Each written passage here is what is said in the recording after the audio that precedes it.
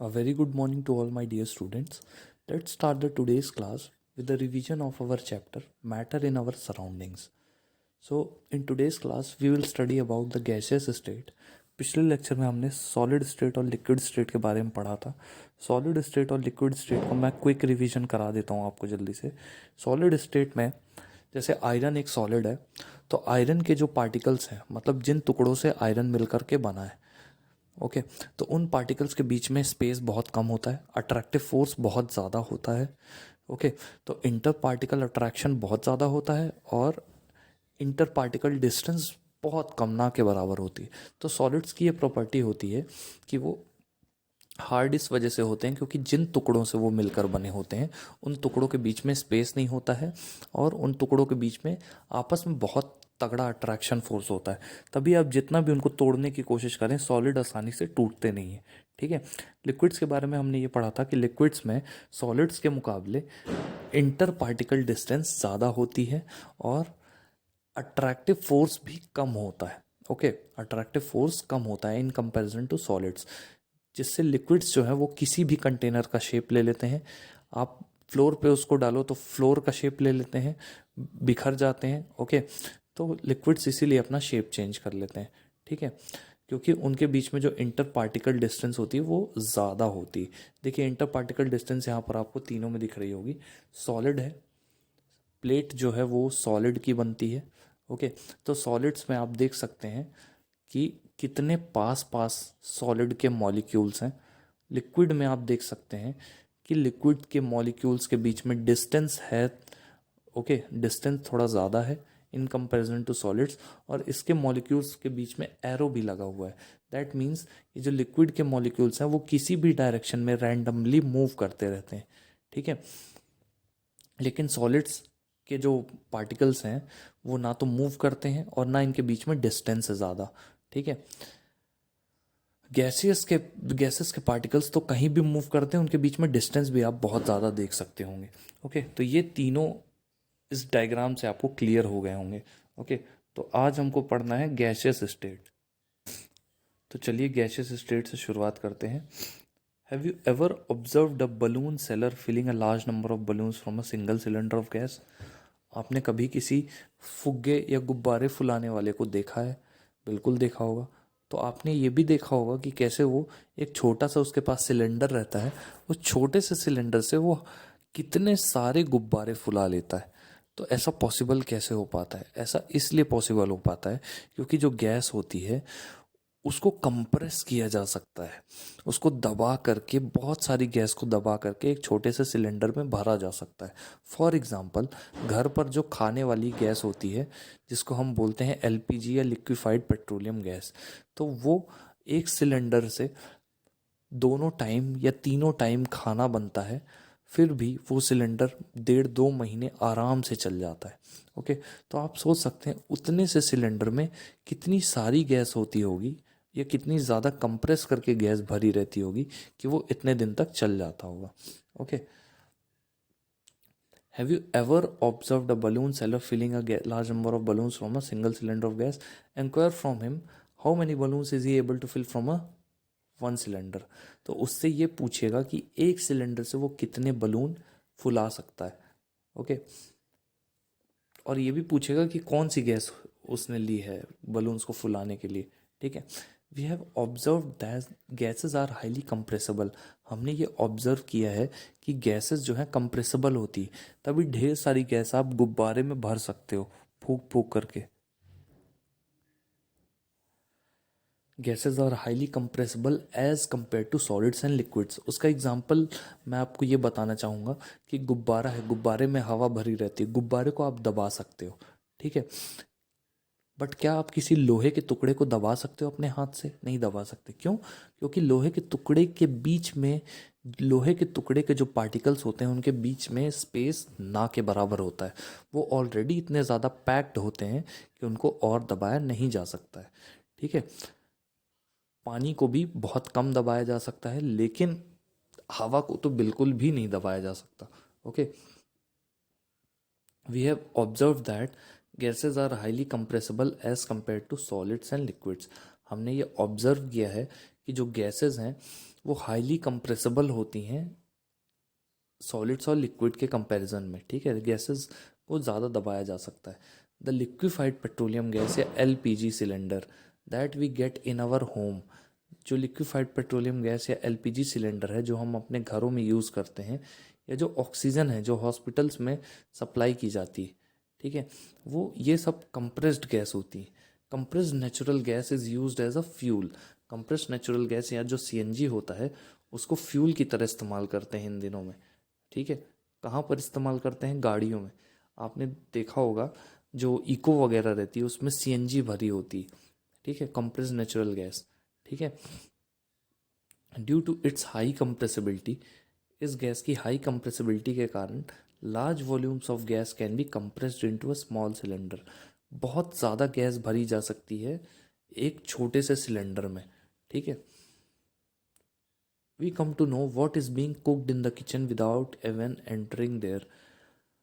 Kitchen में अगर हम ना भी जाएं तो भी हमें घर पे पता चल जाता है कि सब्जी बन रही है, या सब्जी में से कौन सी सब्जी बन रही है, क्या बन रहा है, ओके, हमें ये पता चल जाता है स्मेल से।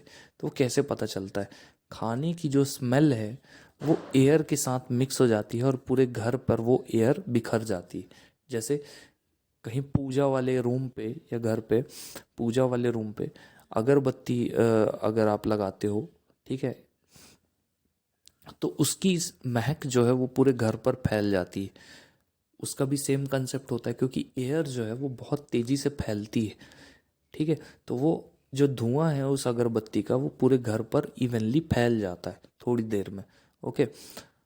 तो घर पर आप किसी भी कोने में हो आपको उस अगरबत्ती की स्मेल आ जाएगी। अब हम खाने की बात कर रहे थे कि कोई भी चीज़ किचन में बनती है तो हमें उसकी स्मेल आ जाती है, तो वो स्मेल हम तक पहुंचती कैसे है? देखिए उसका एक्सप्लेनेशन यहाँ लिखा हुआ है। The particles of the aroma of the food, aroma मतलब होता है खुशबू, तो जो खाने की खुशबू है वो एयर के पार्टिकल्स से मिक्स हो जाती है, ठीक है। और एयर तो हर जगह मूव कर सकती है, तो एयर जब मूव करती हुई हमारी नाक तक आती है तो हमें उसकी खुशबू आ जाती है, ठीक है। The smell of hot cooked food reaches us in seconds, कुछ सेकंड में ही ताज़ा बनते हुए खाने की स्मेल हमको आ जाती।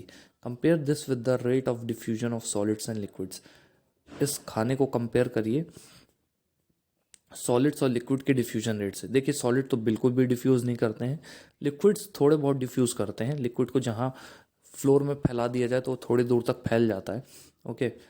Due to high speed of particles and large space between them, gases show the property of diffusing very fast into other gases। Particles की तेज स्पीड के कारण और पार्टिकल्स के बीच में ज़्यादा स्पेस के कारण गैसेस जो हैं वो बहुत तेज़ी से डिफ्यूज़ करते हैं दूसरे गैसेस में। इन द गैशियस स्टेट में the particles move about randomly at high speed. Gaseous state में पार्टिकल्स जो हैं वो बहुत तेज स्पीड में मूव करते हैं कहीं पर भी, ओके, एक जगह से दूसरी जगह कहीं पर भी। Due to this random movement, इस रैंडम मूवमेंट के कारण the particles hit each other, particles एक दूसरे को हिट करते हैं और कंटेनर की वॉल्स को भी हिट करते हैं। The pressure exerted by the gas, जो गैस के द्वारा प्रेशर लगाया जाता है वो इसी फोर्स के कारण होता है, ठीक है। गैस के द्वारा जो प्रेशर लगाया जाता है वो इसी फोर्स के कारण होता है, ठीक है।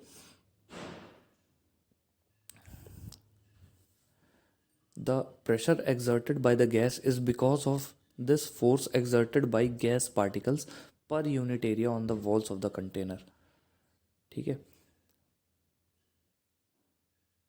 अब चलिए आगे बढ़ते हैं।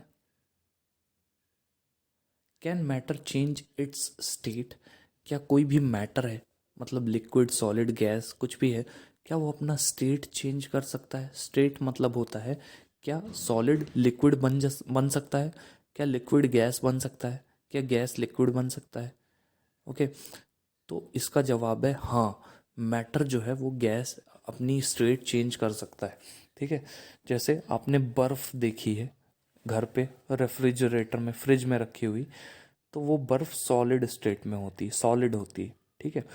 जब उस बर्फ़ को आप रूम टेम्परेचर पर रखते हो तो वो लिक्विड स्टेट में पहुंच जाती है, और जब उस लिक्विड स्टेट वाले पानी को गर्म करते हो तो वो गैसेस स्टेट में पहुंच जाती है। तो आप देख सकते हैं कि वाटर आइस की तरह सॉलिड होता है, वाटर की तरह लिक्विड होता है, और वाटर वेपर की तरह गैस होता है। ओके, तो we all know from our observation that water can exist in all three states of matter. Matter की तीनों स्टेट्स में वाटर एग्जिस्ट करता है। सॉलिड में भी करता है आइस के फॉर्म में, लिक्विड में भी करता है वाटर के फॉर्म में, गैस में भी करता है वाटर वेपर के फॉर्म में। What happens inside the matter during this change of state? Matter में क्या होता है इस स्टेट चेंज पे? What happens to the particles of matter during the change of states? Matter के पार्टिकल्स में क्या होता है स्टेट चेंज पे? Okay, how does this change of state takes place? कैसे ये चेंज ऑफ स्टेट होता है? Okay, we need answers to these questions, isn't it? तो चलिए हम पता लगाते हैं। यहाँ पर कुछ एक्सपेरिमेंट दिए हुए हैं। तो पहला होता है effect of change of temperature. तो टेम्परेचर का चेंज, जैसे ही हम देखिए यहाँ पर आपको दिख रहा होगा कि एक बीकर है, बीकर मतलब एक जार है, उस जार में बर्फ़ के टुकड़े डले हुए हैं। तो उस जार में बर्फ़ के टुकड़े जो डले हुए हैं उनको नीचे से गर्म किया जाता है। जब गर्म किया जाता है तो वो बर्फ़ पिघलती है। उस बर्फ़ के पिघलने से क्या होता है, वो बर्फ़ बन जाती है वाटर। ठीक है, और उस बर्फ़ के पिघलने से वो बन जाती है वाटर। ओके, तो आपने देखा कि बर्फ़ थी सॉलिड, और कैसे वो धीरे धीरे लिक्विड में चेंज हुई, और ज़्यादा टेम्परेचर बढ़ाने से और ज़्यादा गर्म करने से वो धीरे धीरे गैस में भी चेंज हो जाएगी। ओके, तो यहाँ पर देख सकते हैं आप, ये वाटर पे चेंज हो गई थोड़ी देर बाद। ठीक है,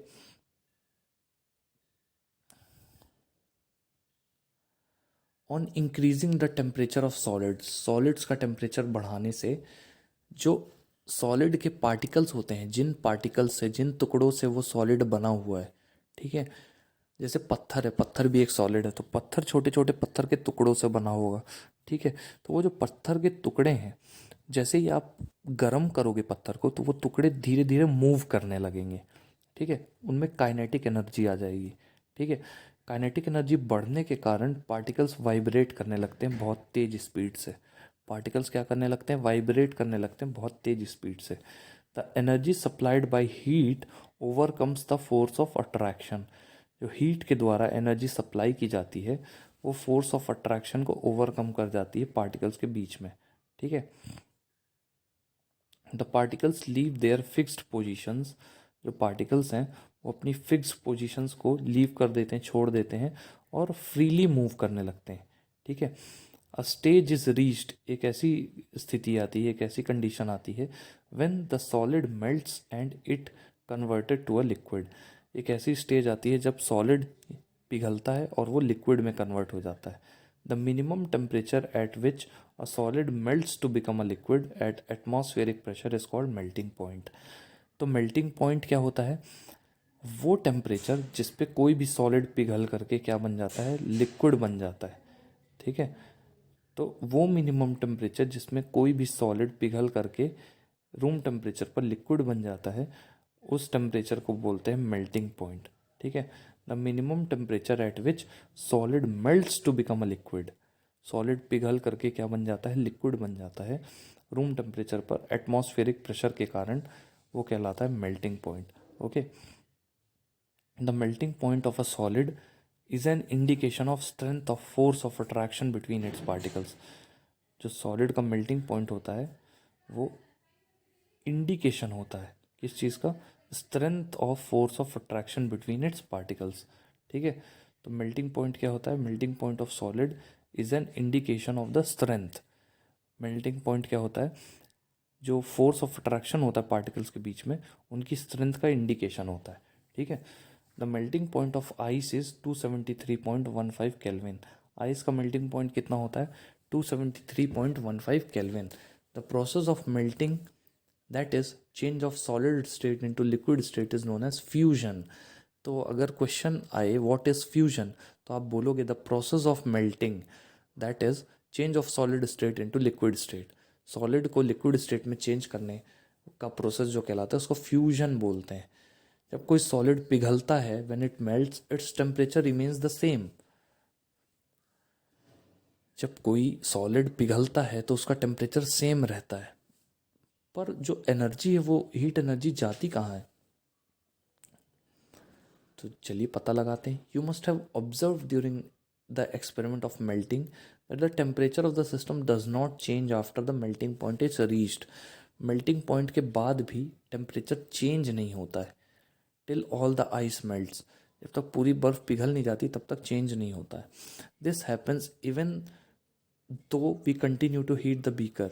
ये होता रहता है जब तक हम चाहे हम बीकर को कंटिन्यूसली हीट करते रहें, हम गर्मी उसको देते रहेंगे तो भी टेम्परेचर जो है उस कांस्टेंट रहेगा. We continue to supply heat. This heat is used up in changing the state. ये जो हीट है ये स्टेट चेंज करने के लिए यूज हो जाती है by overcoming the forces of attraction. जो फोर्सेस ऑफ अट्रैक्शन है, जैसे सॉलिड है तो दो सॉलिड के मॉलिक्यूल्स के बीच में जो फोर्स ऑफ अट्रैक्शन होगा, उस फोर्स ऑफ अट्रैक्शन को तोड़ने के लिए जो हीट आप सप्लाई करोगे, ठीक है, तो उस हीट को ओवरकम कर जाता है. ठीक है, उस हीट वो जो हीट है वो पार्टिकल्स को, वो जो सॉलिड स्टेट है उसको लिक्विड स्टेट में कन्वर्ट होने करने में यूज़ हो जाती है. As this heat energy is absorbed by ice. ये जो हीट एनर्जी है ये आइस के द्वारा एब्जॉर्ब कर ली जाती है without showing any rise in temperature. बिना टेम्परेचर के बढ़े ये जो हीट एनर्जी है ये एब्जॉर्ब हो जाती है आइस के द्वारा, और कोई भी टेम्परेचर में जो इंक्रीमेंट है वो नहीं होता है. It is considered that it gets hidden into the contents of the beaker and is known as latent heat. तो लेटेंट हीट क्या होती है? वो हिडन हीट होती है, वो छुपी हुई हीट एनर्जी होती है जो